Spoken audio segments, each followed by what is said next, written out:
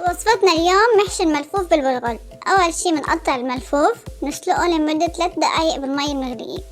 البرغل بنحط البرغل المناسب لكمية الملفوف اللي بدك تعمليها، نغسلها بدون نقع، بنضيف عليها البصل الأخضر أو البصل اليابس، بقدونس، نعناع، فليفلة، وبنرجع بنضيف دبس فليفلة، دبس بندورة، ملح، نعناع يابس، دبس رمان، والحامض، ونبدأ بالحشي بهيدي الطريقة. بنرص الملفوف بالطنجرة، بنحط مي تغمر الملفوف كاملا، بنحط على المي ملح، حامض ليمون، دبس رمان، وملعقة صغيرة دبس بندورة. بنحط الملفوف على النار، بس يغلي بنحطه على نار واطية لمدة ساعة أو ساعة ونص تقريبا.